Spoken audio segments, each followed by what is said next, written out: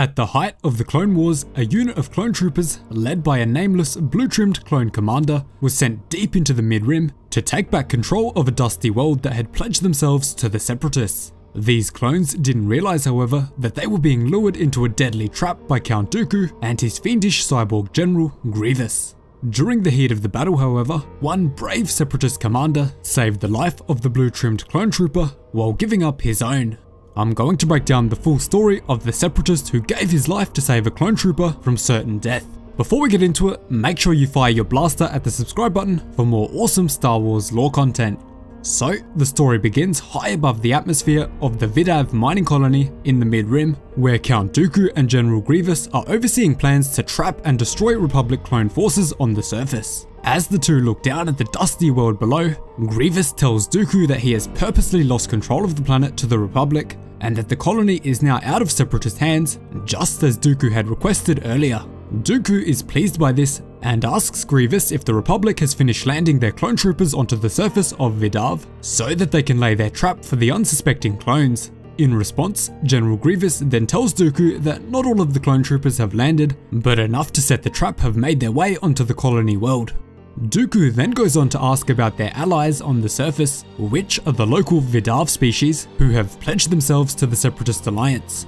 Grievous then tells him that a few 100,000 remain on the planet, but we do not have enough ships to take them with us. Dooku then coldly responds, saying, then they should have built us more in the time that they were given, meaning that unfortunately for many of the locals on the planet below, they will be caught in the Separatist trap and most likely horribly killed by their own side.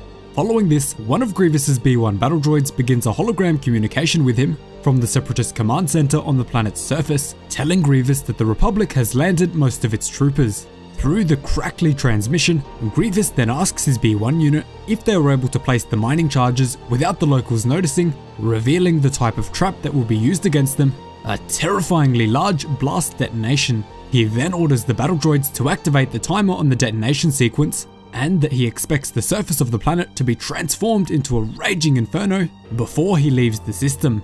His B-1 unit then asks, what about the Vidaav colonists? But Grievous has absolutely no sympathy for the locals on the planet, as he hopes to use them as bait to keep the clone troopers of the Republic pinned down, chillingly saying, let them live on, but only in history. Truly terrifying stuff. As this is happening, the Republic forces begin flooding into the main Separatist command base, firing their blasters rapidly at them, and continuing to advance. The B-1 battle droids then initiate the hellish destruct sequence, transmitting the signal to the mining array below the surface of the planet, with the computer below receiving the signal and priming the charges. 15 minutes to detonation. The B-1 units then go even further, activating an automatic defense system on the blast detonator, meaning that anyone attempting to disable the signal will be quickly eliminated in an instant. Following that, we then cut straight back to the blue-trimmed clone commander, who informs his men that the mining computer underground is sending out a detonation signal before firmly ordering them to evacuate all other troops. One of the other troopers then responds to this, saying, Commander, we won't make it back to the ship in time. In a very brave move, Blue Commander tells his men that they will not be going back to the ship. And let me know down below what you think we should call this blue-trimmed commander, as he never received a name in the story. Some people also believe that he could be ARC Trooper Alpha 17 himself, but let me know what you think down below. His troopers are very worried by this, asking, Commander, the Vidaav won't be able to evacuate in time either. They're killing themselves and their own planet. But they hold faith in their leader and follow his orders.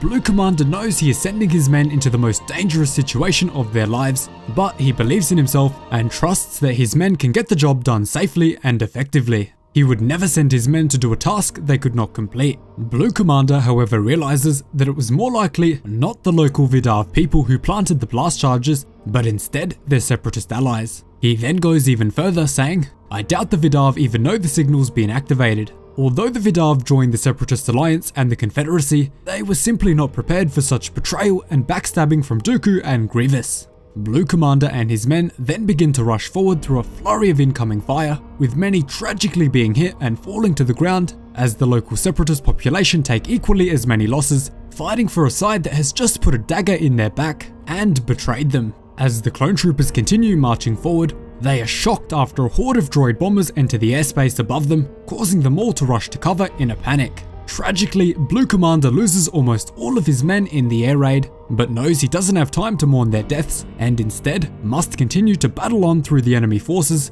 until he reaches the ticking time bomb. In the exact same way that the droid bombers attack the clones, Republic gunships swarm above the Separatist locals, unleashing a bombardment of fire on them, again leaving only the leader remaining, an exact parallel with two men fighting for different causes. Blue Commander then rushes towards the door of the bunker, placing one of his lost brother's blasters down before firing at it with his own to create a blast big enough to make his way inside. On the other side of the building, the local Separatist man enters the passcode into the keypad, but before he can make his way inside of the door, a clone trooper aboard a Republic gunship fires a rocket, sending it hurtling towards him, but instead of hitting him, the rocket enters the bunker, completely obliterating the horde of B-1 battle droids stationed inside. Because of this, Blue Commander finds very little resistance inside of the building, blasting his way through the few remaining clankers before moving his way further into the building. In the exact same way, the local Separatist faces down a cluster of turrets embedded into the wall, but is able to destroy each one of them and continue on to the center room of the bunker on the same pace as Blue Commander. Detonation in 39 seconds.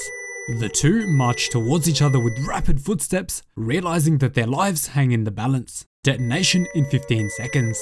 The two eventually meet in the center room, with both of their blasters pointed at each other, ready to kill in cold blood. Detonation in 8 seconds. Both the clone and the Sepi refuse to move even a single muscle, with their weapons aimed directly at each other, locked in an intense standoff to see who will be the first to make a move.